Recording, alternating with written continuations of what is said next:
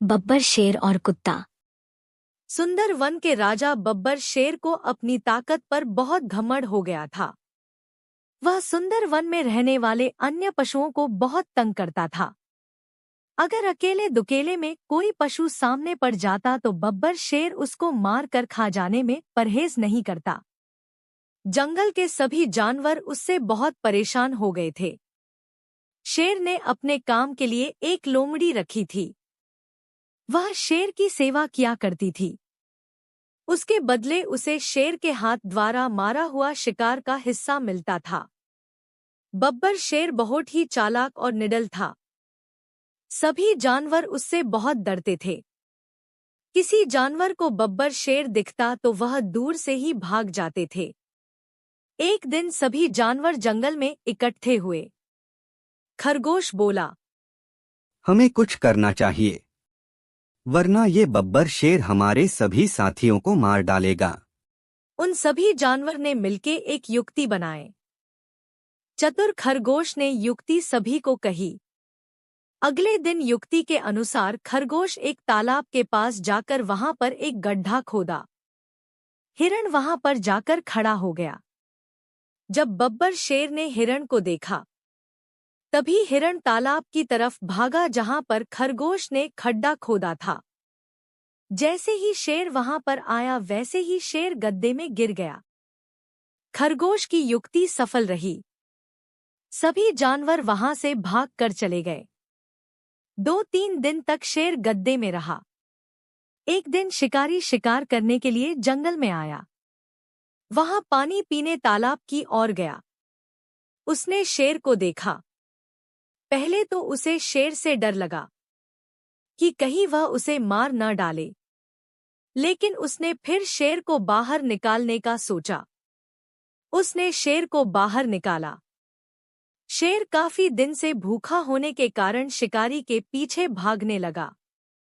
शिकारी पकड़ा गया और उसे मार डाला।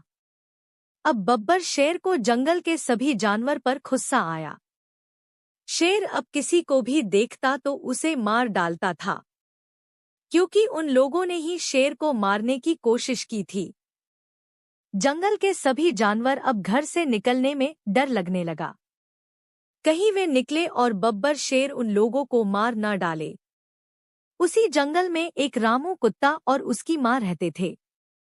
कई दिन से रामू की मां ने कुछ खाया नहीं था। वह बीमार हो गई थी। रामू उसकी मां को लेकर परेशान था। वह अगर बाजार में दवाई लेने जाएगा तो बब्बर शेर उसे मार डालेगा। लेकिन दिन प्रतिदिन रामू कुत्ते की मां सख्त बीमार हो गई।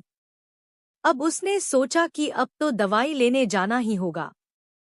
रामू ने अपनी मां से कहा, माँ, मैं आपके लिए दवाएं लेने जा रहा हूँ। मैं जल्दी ही आ जाऊंगा। मां ने कहा, लेकिन तुम उस बब्बर शेर से बचकर जाना, नहीं तो वह तुम्हें मार डालेगा। ठीक है माँ, अब मैं चलता हूँ।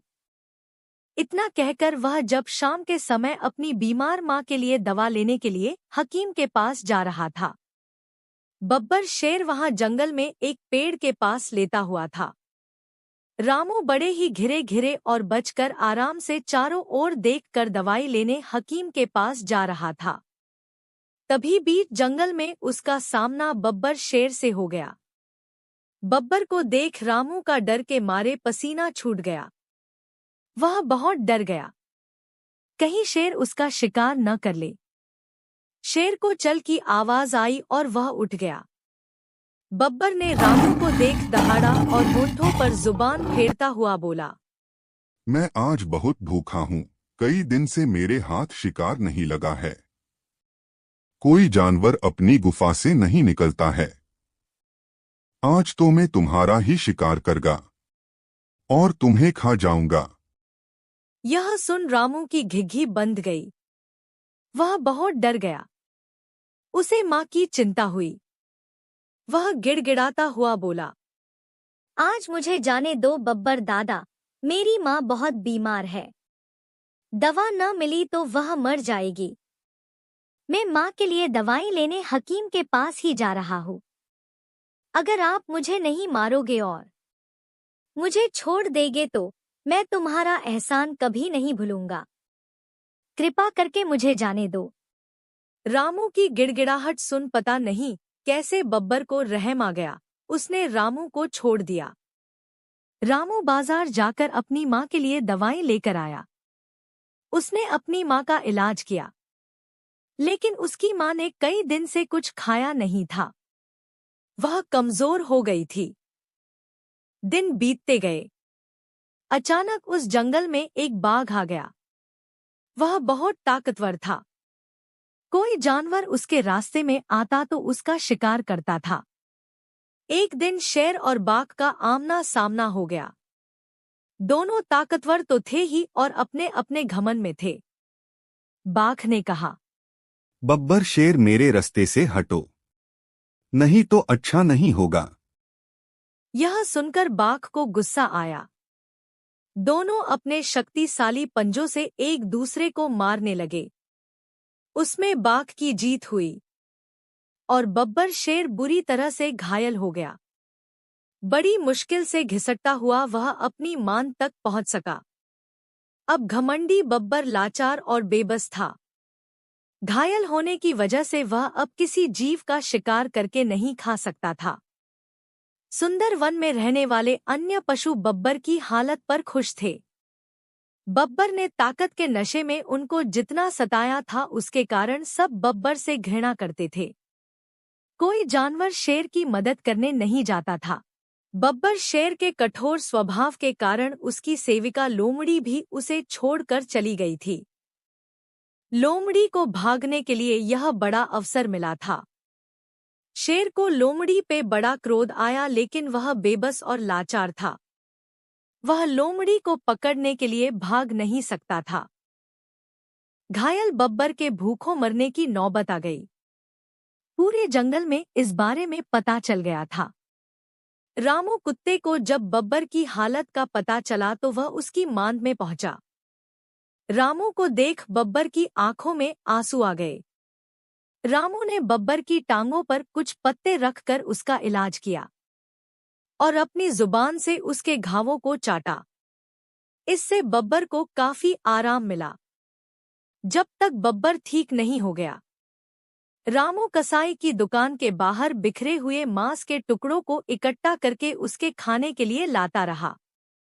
यही नहीं, जुबान से चाट चाट कर रामू ने बब्बर के घावों को भी ठीक कर दिया। कुछ दिनों में ही बब्बर बिल्कुल ठीक हो गया।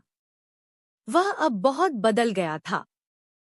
उसका घमंड जाता रहा था। वह समझ गया था कि सबसे प्रेम करने और मिलजुल कर रहने में ही भलाई है। छोटे से छोटा और कमजोर मित्र भी बुरे वक्त में काम आता है। नेकी का फल सदा अच्छा होता है। अब शेर सबके साथ रहता था। अपने भोजन के लिए जानवर को परेशान नहीं करता था, बल्कि वह कसाई के पास जाता और वहां पड़े हुए मांस के टुकड़े खाता था। किसी जानवर मुसीबत में पड़ता तो उसकी मदद करने जाता था। जंगल के सभी जानवर को बब्बर शेर का यह रूप दिल को छू गया था, क्योंकि वह पहले से काफी बदल गया था। अब जंगल के सारे जानवर आराम से मिलजुल कर रहने लगे। ऐसी ही इंटरेस्टिंग कहानी के लिए हमारे चैनल को सब्सक्राइब करना ना भूलें।